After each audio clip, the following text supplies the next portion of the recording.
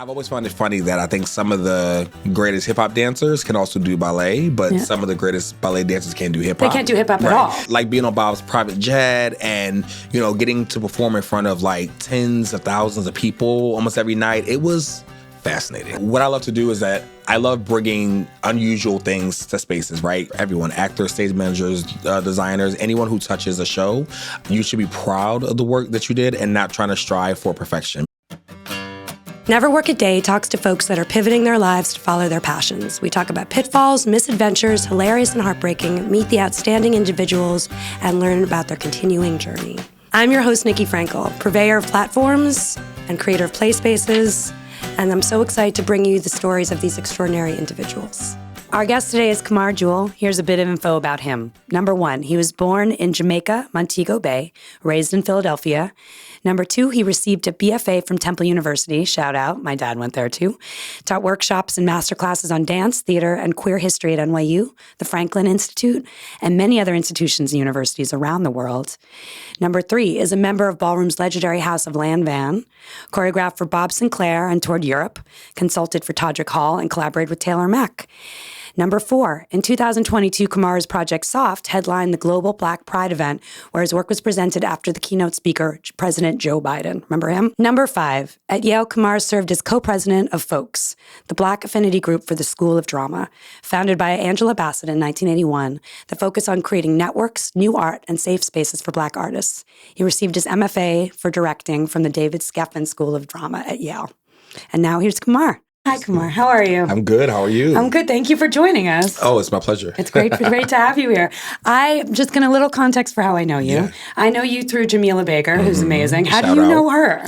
So we actually used to work at Planet Hollywood together before the pandemic. So crazy place in Times Square. And we were working there together. And I remember she used to talk about this place and working with you so highly. And then I was like, oh, this sounds so cool. And one day she was like, oh, like we need extra people. Are you interested? And I was like, oh yeah, absolutely. And then you and I got connected, and that was, oh my God, that was almost 3 years ago. And since then, you've gotten an MFA, and I've had a baby, all sorts of things have happened in the meantime. So much progress. Right.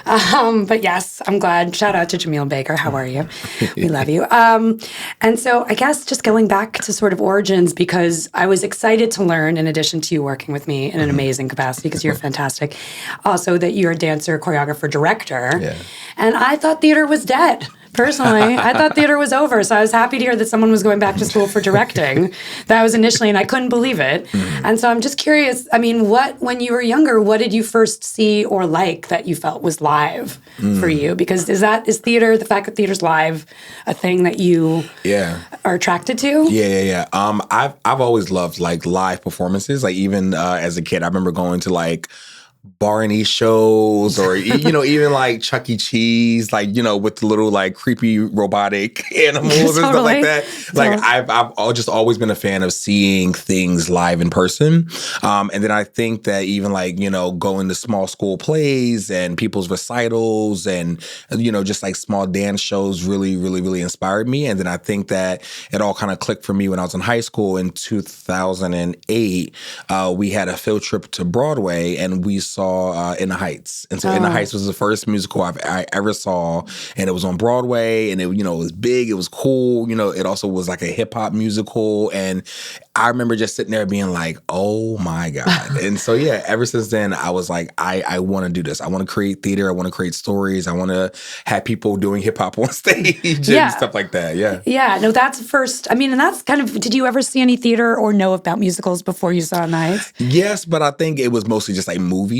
And so, when you're shooting movies / when you're watching movies, like there's a lot of cool stuff that's happening, but it's a movie. So this was like fake or made in post and stuff like that. But it was something about like a theater or a musical where it's like, oh, this is all happening live in front of me. Yeah. Like it's something about that really. That's really magical, right? Yeah, absolutely. Yeah, absolutely. I mean, and I have a background in theater too, so I know that feeling of that being really exciting. And then and I think it can be super impactful, and people don't really think about it that much anymore. Did you also, though, because you grew up in Jamaica, or you were born in Jamaica? Yeah. I was born in Jamaica, but I grew up here. I've been here since I was a baby. Yeah, my whole life. But I guess like, yeah, the culture of that, though. Oh, yeah, absolutely. Did you see dances that were Caribbean dances, and did you? Yeah, absolutely. So, so I've been here my whole life, but growing up, a lot of my cousins, they came to America when they were like maybe like early teens, and so they would bring a lot of the culture, a lot of the dancing, and they would teach me a lot of things when I was like 8, 9, and I remember just being so captivated by like the dances that were in Jamaica and all the things that they were doing, and then it just honestly growing up in Jamaican culture, it's just full of dancing and food and all that type of stuff. So I kind of always had rhythm, and I kind of always liked to dance. But I think that my cousins bringing a lot of that culture to me and being like, here are the popular dances, let me teach you how to do it firsthand. It really was like, oh, I love this. Oh, wow. Yeah, no, that sounds, I mean, and also there are costumes, there's some theatricality. Absolutely. And some of that, right? Yeah, definitely theater. It's definitely theater, for sure. When did you start dancing? Did you start dancing, or what was the first type of dance that you did? That's a good question. I want to say it was probably like hip hop type stuff. I grew up watching music videos, so like the MTV, the BET, like that was kind of my era. Shout out to all the millennials out there. So I was born in the 90s, and so I grew up on this like music video culture. And I just remember doing the dances that were in the TLC videos. In the TLC, I was about to say TLC. Yeah, I love TLC. So good. Love TLC. Like TLC, Britney Spears, Justin Timberlake. I remember late 90s, early 2000s doing those dances and like watching and being like, I want to be like these people. And actually, I thought I was going to be like backup dancer. Like that was my dream as a kid, was to be a backup dancer. For who? Anyone? Anybody, but particularly like Britney Spears, Janet Jackson. I love watching them dance. And so I was like, I want to be a backup dancer. Like that is the goal. That is the goal. And did you go and take dance classes? Did you just, or? I did, yeah. Like I said, I grew up in like Caribbean culture, so we all dance, but I was like, okay, I'm going to have to take formal classes, right? And so when I was like late high school, which is late for dance, like I was like 17 by then, that's when I started taking like ballet and modern and stuff like that. I did tap. Tap is not my thing. Tap is rough. Tap is rough. And also I feel like, you got to know when to bow out. And after like a few months of tap classes, I was like, this is not for me. This is not for me. But no, I really immersed myself into dance later on, dance-wise, later on, because I was like 17, 18 when I started taking classes. And so, it was just something about that really opened up for me. And I was like, oh, I really love dancing, like all forms, and more so just watching people who were better than me, dance, and just standing behind them in class and be like, oh my God, this person is a star, Yeah, astounding, right? And as opposed to being intimidated about that, you weren't intimidated by that though? I mean, maybe performing-wise, yes, but I think, in hindsight, maybe this is when my directorial eye started to kind of click in. But I've always had a good eye, being able to look at somebody and be like, yeah, you're the lead here. Like I can tell, like even though we're not cast as leads, but I know you're the one. And that's like a directorial, because I was about to say, because going from being a dancer to directing is a difference. So different. Altogether. Like a completely different. But if you can see the talent as opposed to being intimidated by it, right. I guess, because like if you take class, it can be super intimidating. There's some amazing people. Definitely. And then, just particularly in the ballet field, I was usually the only Black person there. I was usually the only guy there. And so it was very intimidating because I'm like, oh my God, like. Look at all those girls doing all those. And particularly like a lot of girls who have been dancing since they were 6, like in ballet since 6. And I'm starting at 18, and so definitely was very intimidating at first. I mean, does it feel like for dance that you have to, like, in painting, you have to sort of master realism before you can kind of abstract it? Does it feel like with dance you have to master or know ballet or something before you can really do all the other stuff, I guess? I would say yes. I think that, even the greatest tap dancers, the greatest hip hop dancers, like they come from a foundation of ballet. And I think, just so, we can say it's problematic or strange in some way, but there is this type of like hierarchical thing where it's like you are seen as better than if you have these languages in your body from ballet and from contemporary and stuff like that. And so I've always I've always found it funny that I think some of the greatest hip hop dancers can also do ballet, but some of the greatest ballet dancers can't do hip hop. They can't do hip hop at all. And so, but once again, that's a part of that like supremacy of like, oh, this is the higher class and a higher status of dance, and so you need to learn this to be able to be seen as a good dancer. Right. Yeah. Know? Exactly. I mean, and that's something that isn't necessarily true. Right. Of course. I mean, because what does ballet? I guess what did ballet give you, or what do you think it gives a dancer that they wouldn't already have? I'm just curious because I know this getting a little deep into dance, and I really like dance. So I love dance. I think to your point, I think ballet really did teach me how to use muscles in my body in particular ways and really find like structure in my body and just kind of be more aware of like, oh, like your standing leg is doing this. And like, you really need to make sure that you plie when you like, bend here and when you point your toe. And like, it really does kind of give you this like hyper awareness of your body in ways that I feel like I didn't have before with hip hop and other things like that. But I definitely was like, oh, this is definitely it's rough. It's a lot. It's rough. It's a lot. And there's nothing better than one thing or the other. Obviously, it's just like awareness of your body in general. Right. I guess, which you could also get in yoga. I don't know. Right. Yeah. And to your point, I also feel like that this honestly happens everywhere because even like, like someone can go to school for opera, right, and be seen as like the creme de la creme, and someone else can go to school for musical theater and probably have the same vocal quality or the same vocal skills, but the person in musical theater is not seen as as great as the opera singer, just because opera is held to such high esteem. Same thing how like ballet is held to such high esteem versus hip hop. But it should. Maybe that should be changed, right? Oh, absolutely. And maybe you can change that whole. I'm trying. That whole narrative. So what? So I guess now that you do have your you have graduated with an MFA just 3 weeks ago. Lord. Congratulations! Thank you. From Yale. From Yale. Oh my goodness. MFA program. That program is hard. Yeah, it's hard. Yeah. I know people in that program. Yeah. The Yale School of Drama, well, it's formerly known as the Yale School of Drama. It was changed recently to the David Geffen School of Drama. What does that guy not own? He owns everything. Yeah. Actually, the Simpsons made a joke about him a few years ago, saying that he owns all these buildings, and they were showing photos. And one of the buildings said the David Geffen Institute of like Black Art or something like that. And I'm like, my God, like he literally owns everything. Yes, exactly. Literally everything. The David Geffen School of Drama at Yale. If I don't say the whole thing, they may take my degree back. Oh, no. So the David Geffen School of Drama at Yale, I know he's going to call, is one of the most prestigious programs in the country. So many other greats have been through there. Sure. Enzo Bassett, Meryl Streep, Lupita. And you went for directing. Yeah. And I mean, so now that you're out, do you have things that you're excited about doing? I mean, do you see yourself as...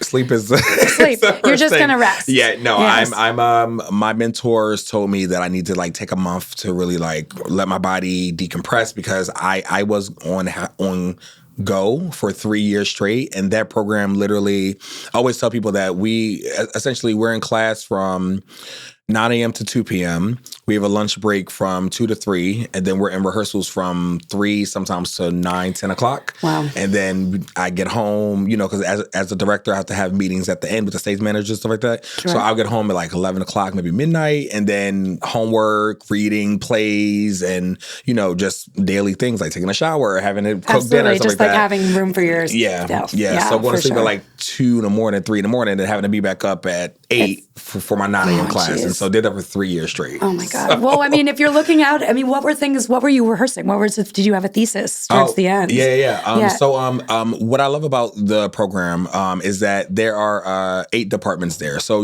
there's directing, there's acting, there's playwriting, stage management, design, theater management. There's, 8 programs. And why that school is so unique is that all 8 programs work together on almost every project. Okay. So when me as a director, when I'm working on skill sets, then the actors are also working on skill sets and the designers are working on skill sets, and all of our faculty is heavily involved to make sure that we are learning what we need and, blah, blah, blah, blah. Because when we get out into the field, we'll be working with those same departments on Broadway, in regional theater, stuff like that. And so it's great to kind of be able to practice those skills. And a lot of schools just don't have that capacity to have all 8 programs. Or just have them work together. Yes, Yes. Or have them work. Exactly. They actually usually work against each other. Right. Yeah. Yeah. Oh, no. Yeah. Absolutely. in most situations, yes. I also went to theater school, but did not go to an MFA program. I didn't want to spend the money. No, you're lucky. No, you made the right decision. I was like, why do I need to go to graduate school to do like theater tech? I don't know, guys. But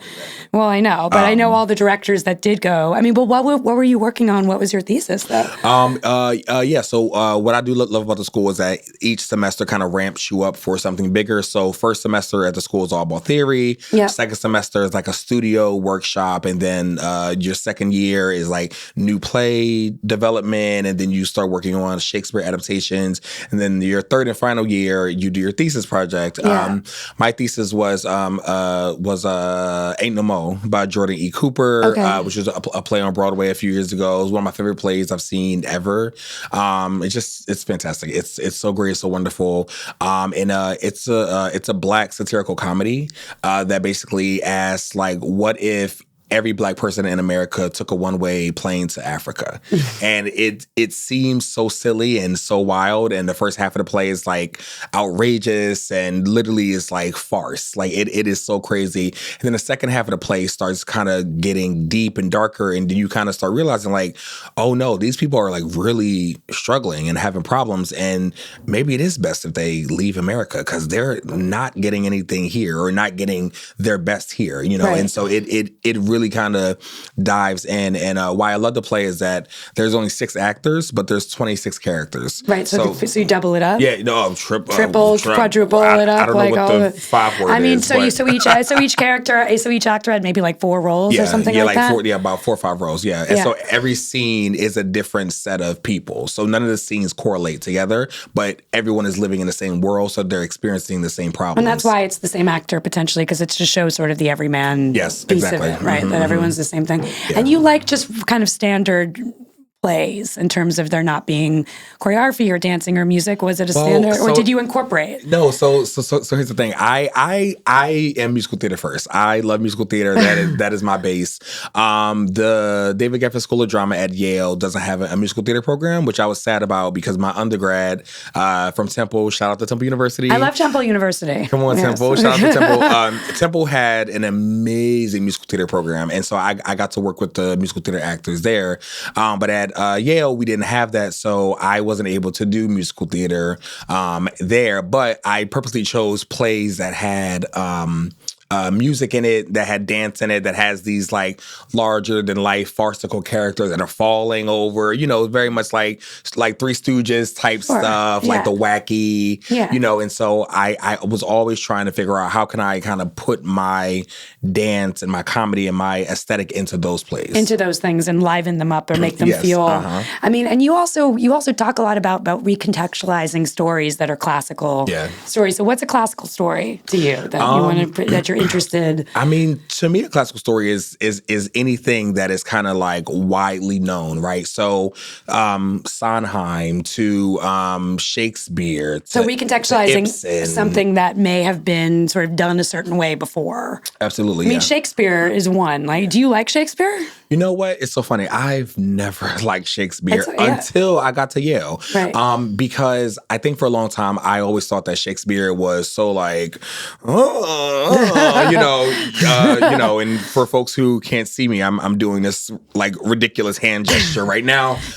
But I always thought Shakespeare was like pumpkin pants, you know, like I'm better than you. I'm going to talk to the sky with a skull in my hand. Like I thought it was that. And so when I got to Yale, I was very like resistant. Like I told my chair and everything, I was like, I don't want to do this. I don't want to do this. And she looked at me and she said, well, you have to do it to get your degree. So you're going to do it. But she was like, I think that you can, something that she said to me, which has inspired me and I think about it all the time. She said, don't try and bring yourself to the playwright, bring the playwright to you. Yeah. And so when she said that, I was like, oh, I was like, okay, so instead of me trying to find a play that I could put myself in, I was like, why don't I figure out what I want to do? Drag, ballroom, voguing, comedy, dance, and figure out which play from Shakespeare's canon can go with that. Well, yeah. And actually, I wanted to talk to you about ballroom because Paris is Burning, I watch that once a year because I just think it's beautiful. It's such a great documentary. Like, I can't believe they actually caught all those people because that's like the only time those folks would ever potentially be. I mean, so you were part of the balls. Yeah. You joined, and I'm backtracking, and we'll go forward again. But I'm just curious because there is a lot of pageantry and sort of theatrics around the balls. And you joined. What's the name of your house? Is it still? I'm in the Legendary House of Lanvin. And I mean, is that still active? Is it still happening? Yes, yeah. It's funny. I literally was just at a ball 2 days ago. Really? In New York City at Amazora. So it's the New York City ball scene is still alive and well. Ballroom started in New York City in Harlem in 1969. So it's been very live and active. And I'm still part of the ballroom scene. I'm a... When did you start in ballroom? Oh my goodness. You started when you were young, right? Yeah, so when I was about 16, I got kicked out for being gay. And so I was homeless and kind of figuring life out. I was living in Philly.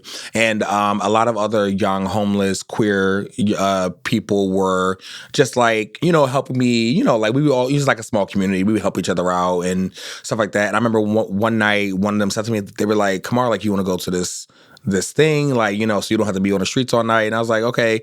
I was like 16, had no business being in a club. But they stuck me into the club and it was a ball. And I was like 16 years old watching this world. And, prior to, as I said earlier, I had loved live performance, live theater, musicals, stuff like that. And so now all of a sudden I was getting to see theater live in a club. And with a community that was like-minded to you. Yeah, literally, right? Yeah. I mean, did you start walking in the balls? I did. Not when I was 16. I was way too scared. I was way too scared. I didn't start until 2012, so it was, about 13 years ago. That's when I started competing, and so there's different categories in the ballroom scene. But what's your category?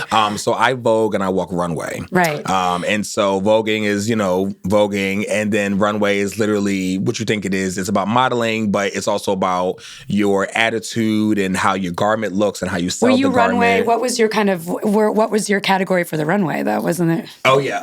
Sorry, I've seen it. No. Oh yeah. So runway and ballroom has like different breakdowns, and so mine is called European runway. Okay. So European runway is the more like sassy, attitude-filled runway when men are expected to kind of like imitate women modeling. So it's a lot of hip, it's a lot of attitude. Is it drag or is it not? It can be drag. It can be. Are you dragged? Were you dragged? So it's so funny that you asked. I started in the ballroom scene doing drag.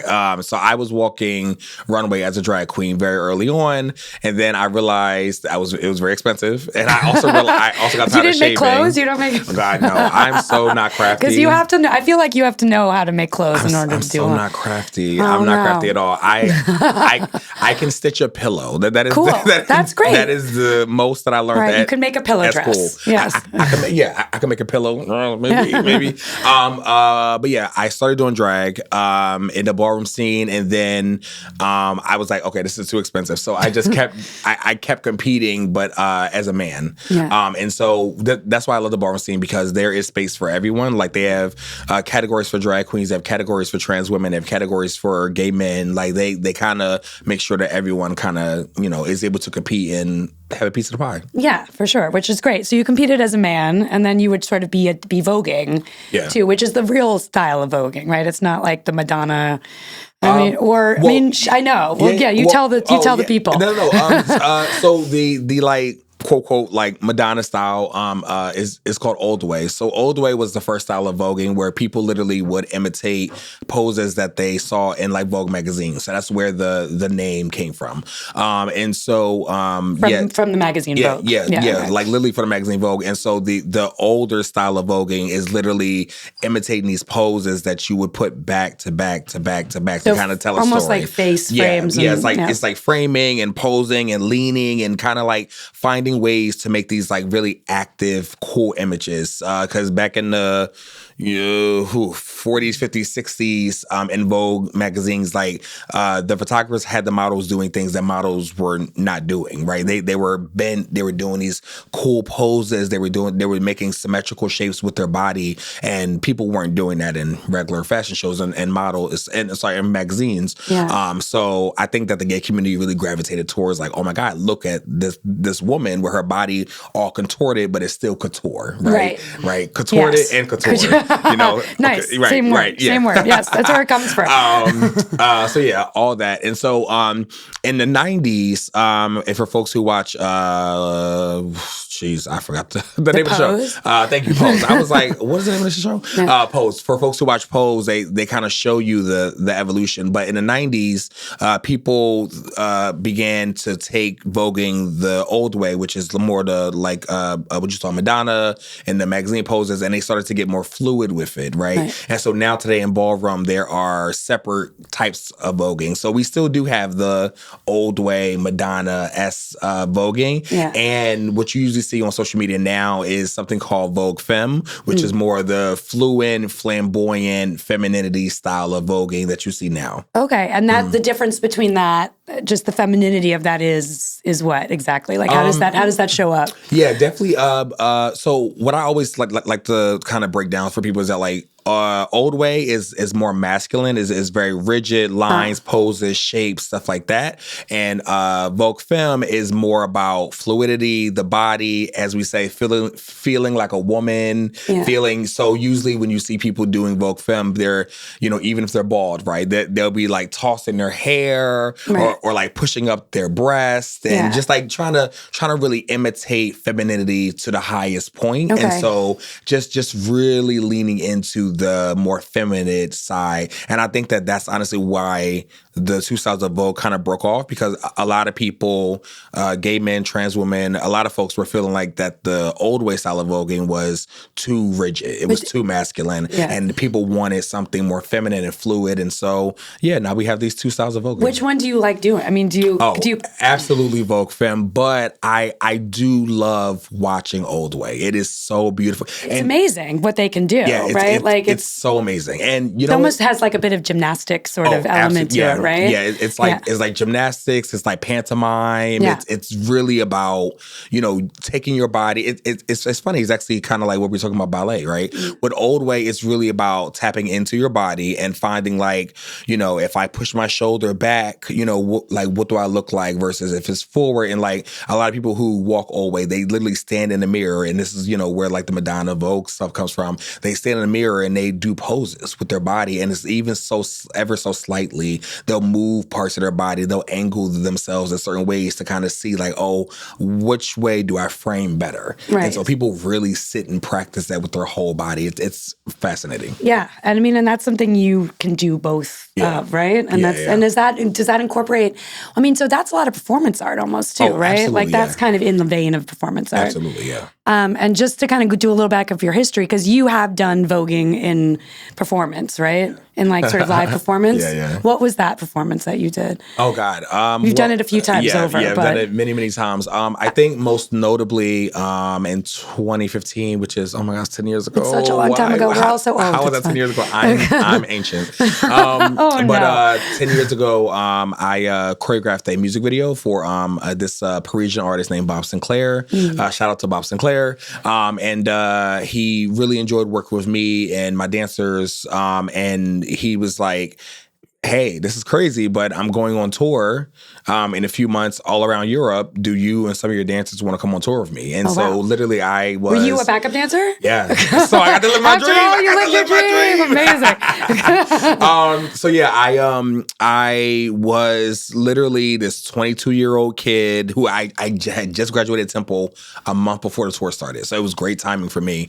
And I was 22 years old, living in Europe for 8 months to a year, and literally from place to place to place to place. And we were on tour dancing with Bob Sinclair. It was me and 3 of my dancers from Philly, and we were voguing almost every night, practices, shows, and it was remarkable. I think in hindsight, I didn't appreciate it as much as I could have, because I'm young and youth and, it's hard, working with other dancers and trying to figure things out. And none of us had never been on tour. None of us had ever left the country before. Right. And so we're all leaving the country for the first time. We were on a private jet. I love the private jet. I need one for myself one day. My God. You'll have one. Yeah. As a theater director, I'm sure you'll have one. The money I'm going to make. The money you're going to make as a theater director will definitely get you a private jet. But no, just like being on Bob's private jet and, getting to perform in front of like tens of thousands of people almost every night. It was fascinating. I mean, and were you choreographing any of that? Was that was it a group? It was a collective. Yeah. It was a collective. It was the four of us, but we had all been working together. And so my very, very, very first project, Voguing Train, I had all of them in Voguing Train. And so when Voguing Train went viral, that's actually how Voguing Train. Yeah. Okay. Yeah. We'll okay. We'll get to that. Yeah. What is it? Let's talk about what is So how I kind of got my start, I always joke that I started as a director by accident. When I was at Temple, I was taking a class, and a part of our final project was that we were supposed to create a video that kind of just like detailed like us and our passions and stuff like that. And I knew that I wanted to make something fun or music related because, like I said earlier, I've always loved music videos. Always loved music videos. And so by happenstance, by the universe, I don't know, but one day I was leaving Temple. I was getting on a train going to the city to go to work. And this song has shuffled onto my phone called Voguing Train. Oh. And I remember sitting there being like, oh my God, wouldn't it be so cool if there... Did you have everybody voguing on the train? Actually were people voguing on the train. And I was like, oh my God, wait, I could do that for my video project that I have to turn in. And within like 3 weeks, I rounded people together. And so the funny story is that there's supposed to be 14 people. That I reached out to 14 people. 14 people said yes. The day of the shoot, only 5 showed up. And because people thought it was stupid. People thought it was silly. I couldn't pay anybody. I was, providing food and Metro cards, but that's all, And so people thought it was stupid, which, rightfully so. They didn't know who I was. And so, like I said, only 5 people showed up, and we were literally voguing on the train in Philadelphia. Like you have to watch the video. Go watch Voguing Train. It's my first video. It's so great. We were literally voguing on the train, and what happened was, I turned the video in for my project, got an A, of course. Of course. Because Voguing Train is brilliant. Brilliant. Right, of course. And then, were there other people on the train? Oh, absolutely. Yeah. And they were watching you? Looking at us crazy. But once again, one thing that we say about ballroom is that it takes nerve. It takes nerve. It takes audacity. Can I curse? Of course. Oh, good. Thank you. Please. It takes nerve. It takes audacity to be who the fuck you are in front of other people. Yeah. And so I think something about ballroom that has built my confidence and many people's confidence is that we are used to being looked at sometimes as a spectacle, sometimes as a joke, but we live in our truth and we stand in that. And so, yeah, we were on the train in Philadelphia voguing. And fun fact, it was on Mother's Day. So it's like all these mothers looking at us crazy. And, but we had a great time. And so long story short, some of my mentors told me that they were like, oh, Kemar, this is really great. You should put it online. And I was like, no, this is stupid. It's like, put it online. So I put it on YouTube. And to my surprise, within like a week, it had like 10,000 views. And I was like, oh my God. Mm-hmm. And then what happened was someone from Huffington Post had contacted me and said, hey, I saw your video. I love this. Can I interview you? I said, yeah. So he interviewed me.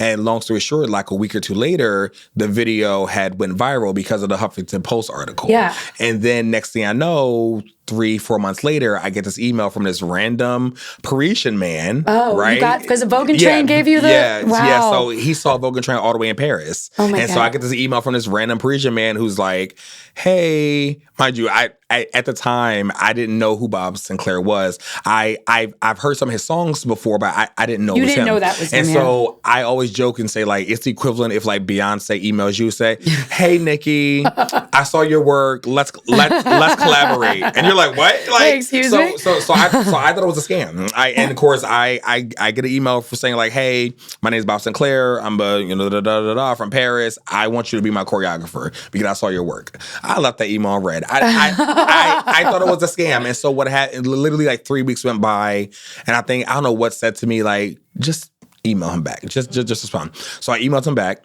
And then, about in 2014, I emailed him back, and then come to find out, it was real. And so him and his team came to New York City to film the music video. I was in it. I also got to choreograph some of it. And then that video ended up going viral, because he's a big star. Yeah. And so to this day, millions and millions and millions of views on YouTube for that video. And then because the video was received so highly in Europe, it like won awards and all this other type of stuff. Oh, wow. He was like, "Oh, Kemar, like let's continue working together." And then that's when he offered me the tour. And like I said, it was just great timing because the tour started June of 2015, and I graduated in May of 2015. Wow! So it you was immediately had work. I immediately had work. Amazing. And so it was a crazy story. But yeah, I started off by accident, voguing on the trains. Yeah, I mean, would you? And that's like some real site-specific sort of performance stuff. Exactly. Yeah, definitely performance art. Yeah, which is. Are you still interested in doing that kind of stuff? Oh, absolutely. Yeah. I'm such a huge fan of just breaking up spaces and kind of bringing what I love to do is that I love bringing unusual things to spaces, right? People walking on the trains, people, dancing in restaurants. Like I love to kind of break things up. And so, yeah, I'm definitely a fan of that. Yeah. And actually one of my videos, which I'm sure that we'll talk about later, is we shot people voguing and performing during a Black Lives Matter rally. Right. That was something I was going to ask you about. In 2020. And so stuff like that, I just love bringing performance to spaces that you wouldn't think that you would see those performances. Right, and start the performance in the midst of anything else going on. I mean, because that's a bit of activist as well, right? Because I also feel like theater doesn't go far enough with doing activist work, I think. I agree. I think that's because it's live and because you don't know what it's going to do, it being something that lends towards activism and towards forward speaking and just kind of being loud and out there, which is not a very safe thing to do right now. Right. Yes, that and I also think that there's no money in performance activism work, so that's why people don't do it. Yeah, there's not much money in it. There's not much money in it, so people would rather, play it safe. And, unfortunately, theater in this country is about money. Right. Well, that's the whole thing, right? Yeah. And so do you feel like, do you feel like the Broadways and sort of the actual money theater, the theater that everybody goes to, do you feel like that's going to break down? Do you feel like there's going to be any sort of change with artists that you know now? Because I left doing theater because I just felt like it was the same thing over and over again, and we're recycling the same thing, and it's the same voices speaking a lot of the time, even if they look a little bit different. It's still the same format. Agreed. So I do have a little bit of hope, not much, but I do have a little bit of hope because I think something that 2020 brought a lot of us, but particularly in the theater, is that a lot of people started to kind of highlight things that were wrong, right? And so one of the things that happened was that there was a group called We See You White American Theater, and they started to call out things that have been going on in the American theater system for the past 100 years, right? And so one of the things is that they had shown every artistic director of every theater in America, and 88% of them were white men. Right. And so once again, like everything else. Like everything else. And so people started calling out hey, you keep saying that you want diversity and you want more shows, but how are you going to get diversity? And the people who are running your companies are not diverse, right? And so that, along with many other things, has started to kind of spark and change. So I do think that since 2020, the theater industry has changed. There's more breaks and just more just fairness and equity for everybody. And I do know a lot of theater companies have been changing their leadership, having diversity boards and stuff like that to kind of help ensure that they're actually doing the thing that they said that they want to do. Right. So I am hopeful that things will start changing, but once again, we'll But you have to kind of create the work, though, right? Absolutely, it's about creating the work in terms of just doing. And I'm a big fan of site specific because why not, right? Why does it have to be in some sort of building that you spend a lot of money for? Right. So when you did the Vogue during the protests, what happened during that? I want to know more about that. It was it was actually really, really great. I was honestly nervous because you planned on doing this, right? It was yes, yeah. Me and my dancers. So long story short, what happened was that during 2020, like everyone, right? I was in the house. I was bored. I was going stir crazy.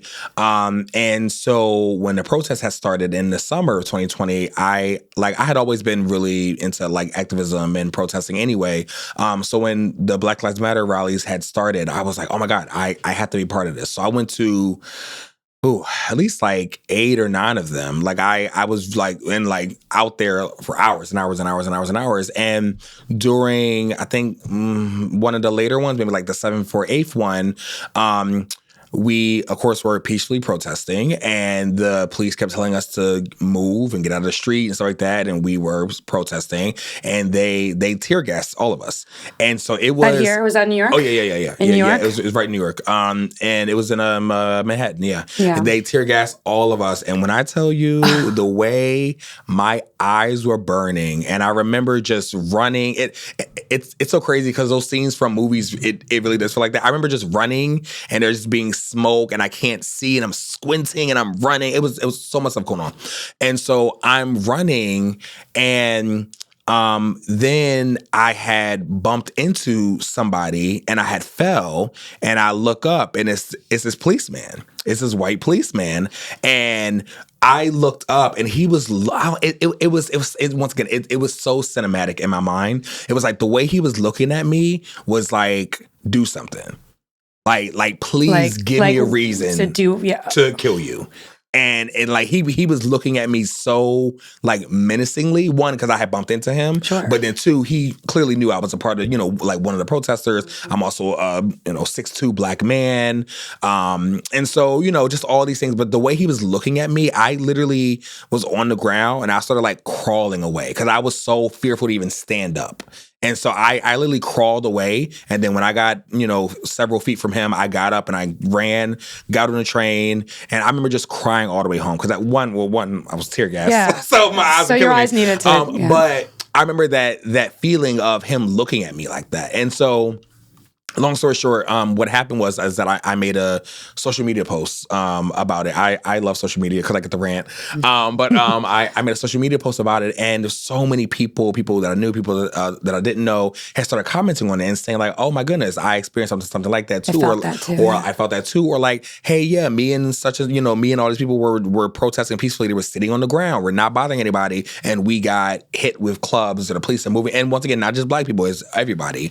And so there was reading everyone's stories kind of fueled me, and I was like, I want to create something. Like I want to create art. And so then I started thinking about like, what does it look like to create like Black resistance, queer resistance right now? And I was like, let me do what I know. I know voguing, I know like those types of things. And so I got some of my dancers together, and we went to a Black Lives Matter rally.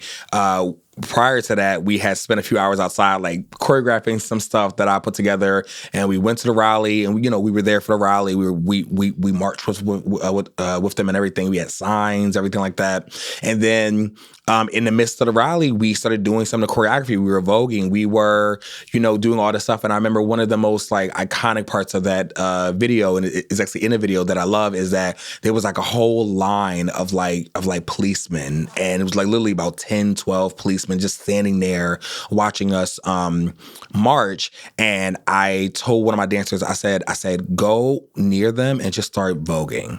And so literally there's all this footage of him, not touching them, not, being too intrusive, but he's just voguing in front of them, performing, literally living his best Black queer life in front of them. And we was like, oh my God, great, more of that. And so we literally we're voguing on police cars. We're walking with signs, and it was so cool. And when we put the video together, that video also went viral. Right. I mean, of course it went. Of course, yes. Right. And so many publications had started to reach out to us and be like, wow, we love this, we want to do this. And actually, some of the organizers from Black Lives Matter reached out, and they shared it on their posts, and they were using that to kind of help rallying, more Black queer people to kind of be like, hey, come join us. Like we really did want it turn people. into a larger movement? Yeah, it did. Yeah. And so because of the Black Lives Matter video the Vogue for Black Lives Matter video that I did, they have reached out, and we kind of organized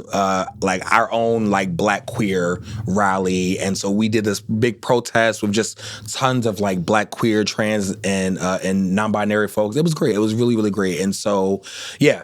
Yeah. I feel like I'm going off on this tangent. No. But yeah, It was great.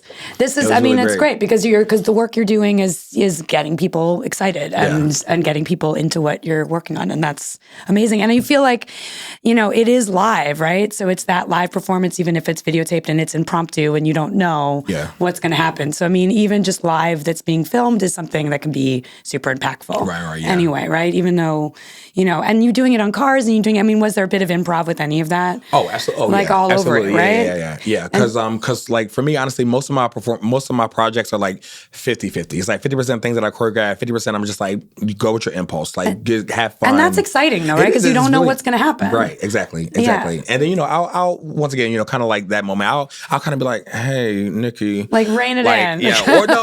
I said no. Two more. I'll be like, hey, Nikki, there's like policemen over there. Like go over there and strut, walk, like fling your hair. I'll kind of give them like little prompts. Which is great because there's nothing they can. Because then there's nothing they can. You're not doing anything. Yeah, exactly. Yeah, but you're just expressing yourself and like sort literally. And it's the flaunting of that. Yeah. And showing who you are that probably really resonated. Right. Resonates with me. Right. Resonates with everyone. Yeah. And I feel like, do you feel like the voguing piece just allows people to be able to show who they really are? Oh yeah, right? absolutely. And they make it their own. Oh yeah, absolutely. Yeah, there's so much freedom and expression and voguing, which is why it's so popular, especially in the queer community, because it really. I always tell people voguing has like 5 structural elements about like how to actually do it, but outside of that, you can do whatever. Like you take those 5 elements and you create your own story, your own narrative, your own character with it. And so a lot of the voguers that I know are highly skilled and they've been voguing for years, and they know how to take these elements and really run with it. And there's storytelling in that, right? Absolutely. Just to do the buzzword of the time is storytelling, right? Like, right? Because we've been talking to a lot of storytellers on this show, and I feel like you actually think story. You think about story in terms of movement, in terms of performance, in terms of, right? And just the journey of self, maybe? Is that more sort of what inspires you to create and tell stories? Yeah, absolutely. I'm always a fan of taking, what I know, like I know about Blackness, I know about queerness, I know about activism, I know about dance, and, we can kind of keep putting more things there. But I love to be like, let me take the things that I know and put it somewhere, like unfamiliar, or put it in Shakespeare. Outside of context. Yeah, exactly. Yes, exactly. Outside of context, because I always tell people that I get sad sometimes when I think about the Black queer narratives that we have, right? Like a lot of people, when they think about Black queer things, they think about Rent, or they think about The Wire, Pose is a great show, but it also does show a lot of sadness. Oh yeah, it shows a lot of sadness. And Pose just came out in 2019, so it's still pretty new, right? Yeah. And so, but like things like Rent but even just new and stuff. The Wire, and things that people know that's like 20 plus years old, is usually steeped in trauma. It's usually even just going further back to Raisin in the Sun or Defenses or any of that kind of stuff too, right? It's steeped in racism. It's steeped in trauma. It's steeped in we all have AIDS. We have HIV. We're poor. Yeah. I'm a sex worker. And once again, there's nothing wrong with sex work. Listen, I used to do sex work. I love sex work, but I just think that when we condense these narratives into like, this is all you see is HIV, racism, homophobia, transphobia, sex work, then you're saying to people, right, people in that community and also outside of that community, is that this is all you can be. Right. That is all that you're seeing. Yeah. And so for me, I'm always like, and I think that you asked me this earlier about like what do I want to do? And I'm like where's the Black queer sitcoms? Like where's the stories with trans women that they're just hanging out. They're not hang out. Or they get to go to prom with their boyfriend. Like why does it have to be this like, my father left and my mother beat me every day? Like, and once again, right, those stories are real, but if we don't see both sides of it, then we think that you only see one side of it. Right. Yeah. And I always tell people that people sometimes forget that like for most of America, they don't know out trans people, right? They may not have Black queer friends or lesbian friends and stuff like that. So what they're seeing in the media, on TikTok, on TV, on Instagram, that's all that they're getting, right? And so if they think that, everyone is like this, like that's how stereotypes, come. Because if I don't know anything else except what I'm receiving, and I'm receiving that these people are like this, that's all I can go off of. Of course. And there needs to be other narratives and other conversations about it, for sure. So does that mean taking theater, would you take theater theater that's traditionally of a certain cast, like a white cast, and potentially put it in the narrative? I mean, absolutely. I've already done that. Which show have you done that with? My favorite is I did a show called Marry Me a Little. Marry Me a Little is it's a Sondheim musical. It's a 2-person musical. It's typically about this white man and this white woman who fall in love, and essentially they're living in separate apartments, but they're in the same building, so their apartments are like the same layout. And so, because it's theater, we're only looking at one apartment that's supposed to be both of their apartments. And so all the songs are about them liking each other, falling in love from a distance, and all those types of things. It's a very beautiful, beautiful music. Sondheim is a genius, of course. Yes. Beautiful music, beautiful songs. And so I pitched that show to do it with 2 Black gay men, and we tried. I would see that. That sounds great. Thank you. Yeah. We pitched it, and it got denied because they were like, no, like, what are you talking about? Where did you pitch it? I did a fellowship with the Drama League in 2018, and so we pitched it through the Drama League, and we're told no. But this is why it's nice to have connections and people in high places. Someone on the Drama League board knew Sondheim because at the time he was still alive, and so they knew him, and they reached out to him, put in a good word, blah blah blah. So long story short, someone had reached out to Sondheim on my behalf to make sure that he said and he yes. was probably into it, and of course he would be. Yeah, and he said yes. And so long story short, in 2019, the beginning of 2019, I was able to do a Sondheim musical with 2 Black gay men, and we staged it so that instead of being in like separate apartments, we staged it so that like one person is like moving in, and they're supposed to be roommates, and they fall in love. And it's a meet cute. Yeah, it's such a meet cute. But what I like about it is that we didn't change any lyrics. All the songs are exactly the same because you didn't need to. We don't need to, and I think that is my point. Is that right? Like we don't have to. Like my qualm with a lot of things are like, if you want to do a Black version of it, then all of a sudden people are like, oh yeah, okay, hip hop, and I'm like, no, like. A Black version of it can just be Black people in the role. Like, It doesn't have to be this, like, oh, everyone's from Africa now. Like, it doesn't have to be that. No, right? it's what Gypsy is doing on Broadway now. Yeah, exactly. Because nothing has changed. It's just that Mama Rose is now a Black woman, which means that her daughters are Black girls. Right. That's the only thing that changes. Yeah. Nothing else changes. And there's nothing else that needs to change necessarily. And once again, but even that adds a whole nother lens to the story. Of course. Particularly at the end when Audra's like, when is it going to be my turn? Right. Which, a lot of Black women have been like, when is it going to be my turn? And there's a different lens on it, which is a good thing to have because then we've seen so many different versions of that same story with a bunch of different white women doing that same. I've seen it easily 3 times with different white women doing it, and all of it felt pretty much the same. Yeah.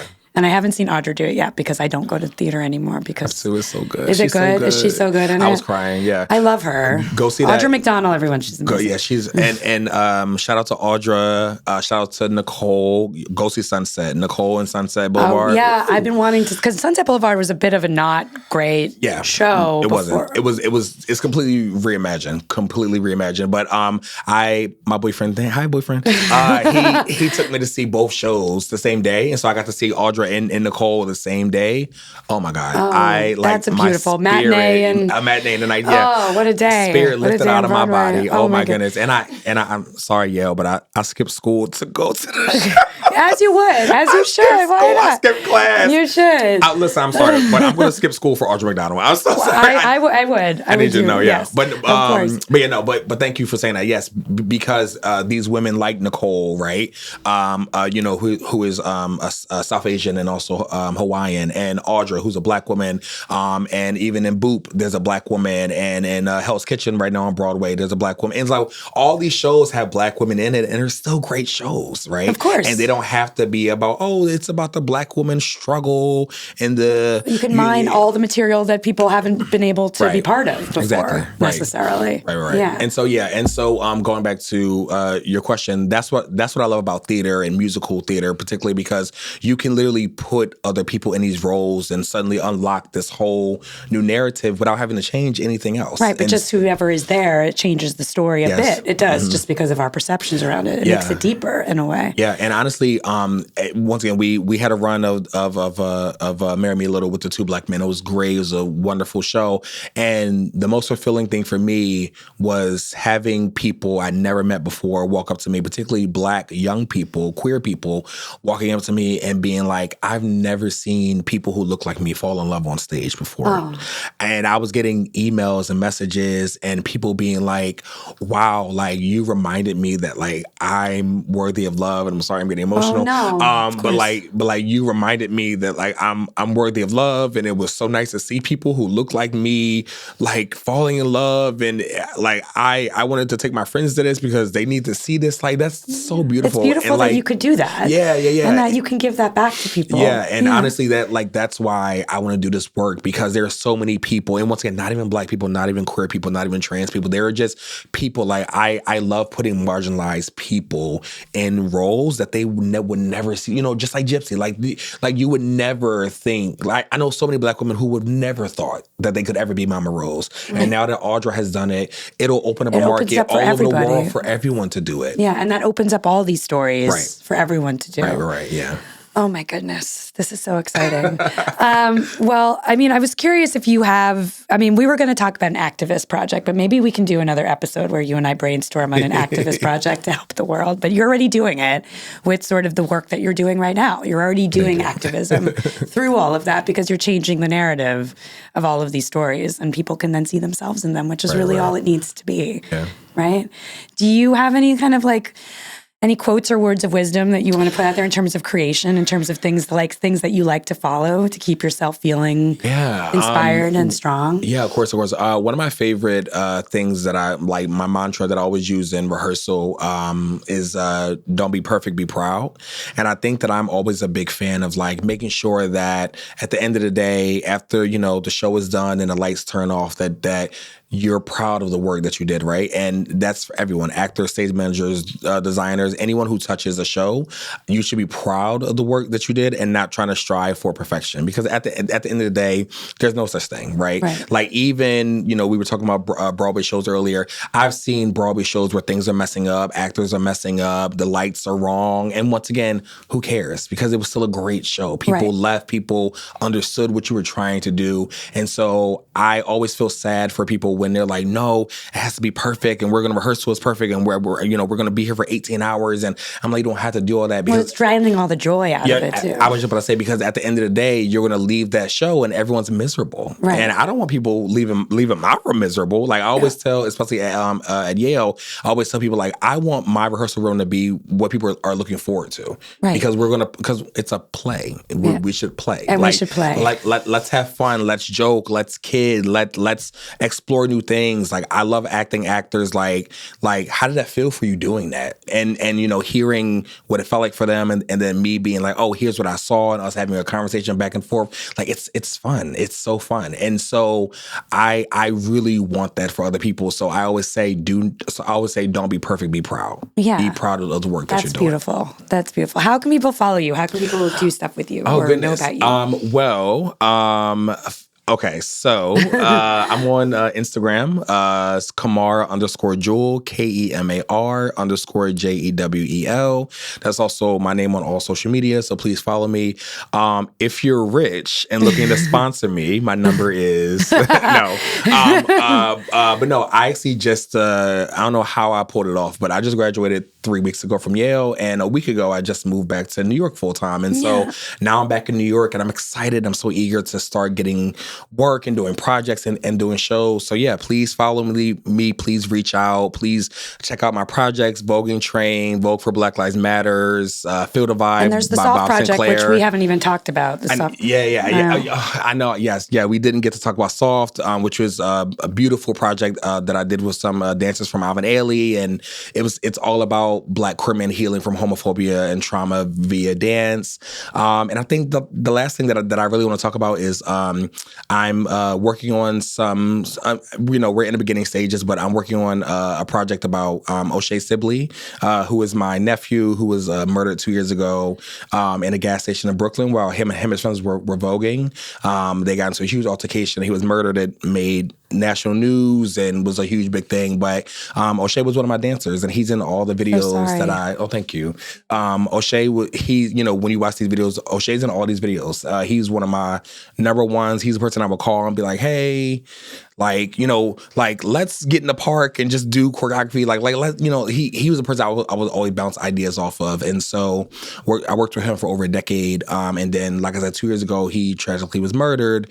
And so in his honor, I'm working on this project about a young man named O'Shea. I'm hoping it'll be a theater project, but it's about a young man named O'Shea, and we're kind of going through the phases of his life and thinking about, when he found out he was Black. When he found voguing, O'Shea was also a professional dancer and danced with ALE and all these other companies, and how he found dance, and watching him kind of break out into dance around all these white women in ballet. And so I'm excited to kind of explore O'Shea's story, but also kind of zoom out so other people can kind of see themselves through O'Shea. So slowly working on that, but definitely keep your eyes out and stay tuned. We'll definitely look out for that. And all of the links for all of his performances and all of his viral videos will be in the show notes. So thank you so much for being here. Nikki. It was so nice pleasure. to talk to you. Fun. Let's thank do it again. you. Let's do it again. Let's do another one. Right. Bye. Thank you. By Preview Media, our producers are Eleni Simos and Stefan Vlaschke. Technical support and editing by Tori Yako and Jasmine Jackson. Thank you for listening. Take care of yourself and those around you.